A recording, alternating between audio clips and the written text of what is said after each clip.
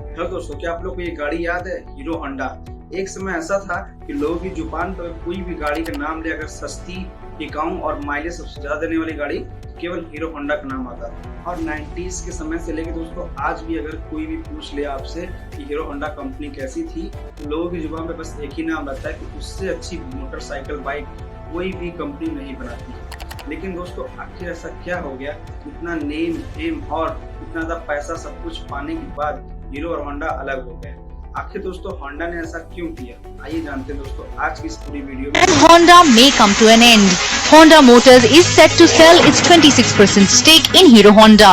Sources say that the Munjal family has set up a special purpose vehicle or SPV to buy the stake along with private equity players. Hero Honda, देश की धड़कन।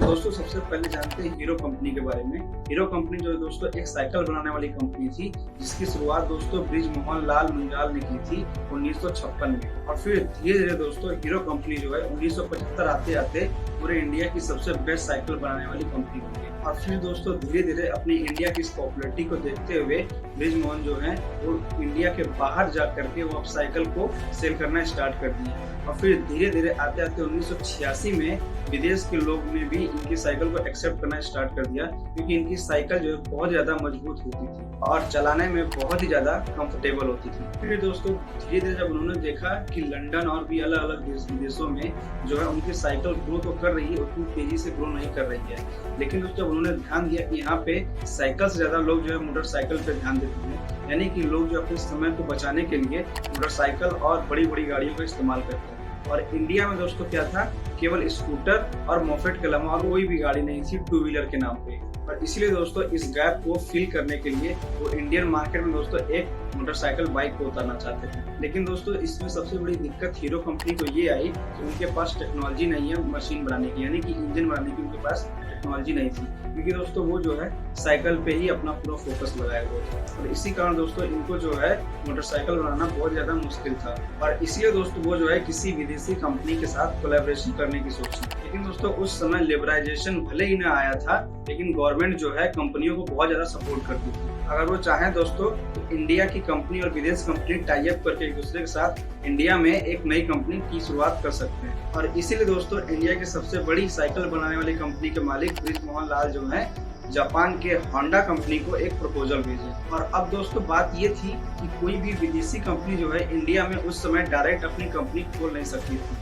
इसके कारण दोस्तों Honda को सबसे अच्छा अपॉर्चुनिटी मिला कि अब जो है हम हीरो के साथ टाई अप करके इंडिया में अपना कंपनी जो है एस्टेब्लिश कर लेंगे। जिसको कि दोस्तों इस अपॉर्चुनिटी को होंडा कंपनी खुद भी नहीं गंवाना चाहता था, क्योंकि वो जानता था कि अगर ये अपॉर्चुनिटी अगर नहीं मिली तो इंडिया में वो कभी भी अपनी कदम नहीं रख पाएगा। और फिर इसीलिए दोस्तों हीरो और होंडा जो है 1984 में एक दूसरे के साथ हाथ मिलाकर इंडिया में आ गए। और उसी समय दोस्तों इन दोनों को टाई अप करने के बाद हीरो और होंडा के बीच एक शर्त रखी गई थी कि हीरो जो है मोटरसाइकिल का एक बॉडी पार्ट बनाएगा और इंजन का काम जो है दोस्तों वो होंडा करेगा। यानी इन दोनों ने एक एनओसी भी साइन की थी, जिसमें कि ये कहना था कि हम दोनों जो है एक दूसरे के कॉम्पिटिटर में कोई भी ऐसा प्रोडक्ट लॉन्च नहीं करेंगे।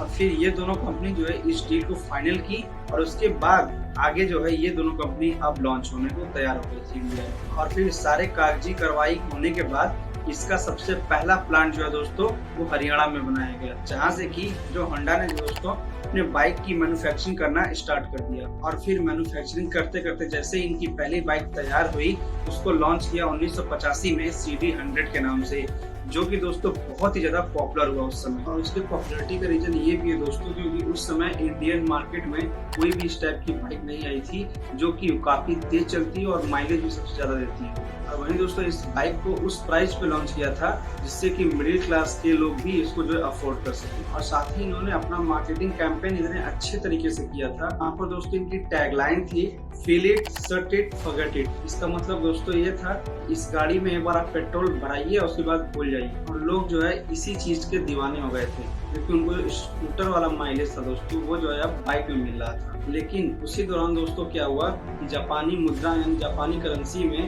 बहुत तेजी से उछाल आ गया, जिसकी वजह से दोस्तों जापान से जितने भी स्पेयर पार्ट्स इसके आते थे मशीन के, इंजन के, वो बहुत ज्यादा महंगी होने लगी। फिर हीरो होंडा को अपनी बाइक बनाने में बहुत ज्यादा मुश्किल होने लगा। लेकिन एक दिक्कत और थी दोस्तों हीरो होंडा के लिए, क्योंकि मार्केट में कई सारे और कॉम्पिटिटर आ चुके थे, जैसे सुजुकी, बजाज, यामाहा और टीवीएस। लेकिन इन कंपनियों का काम था कि जो थोड़े से रिच पीपल हैं बस उन्हीं के ऊपर फोकस करना इनका काम था और उन्हीं को अपनी मोटरसाइकिल और बाइक जो है बेचना था। और लेकिन वहीं अगर हीरो होंडा की बात करें तो हीरो होंडा जो दोस्तों लोअर मिडिल क्लास और मिडिल क्लास वालों के लिए बना रहा था बाइक। यही वजह है दोस्तों कि हीरो होंडा की जितनी भी बाइक्स हैं वो जो है केवल गाँव में नहीं पूरे शहर और पूरे इंडिया भर में सेल होती थी। और यही सेलिंग का प्राइस देखते हुए दोस्तों इतना ज्यादा सेल हो रहा है अपने इंडिया में, इसी वजह से बाइक कंपनी जो है वो अपने प्राइस को नहीं बढ़ा रही थी।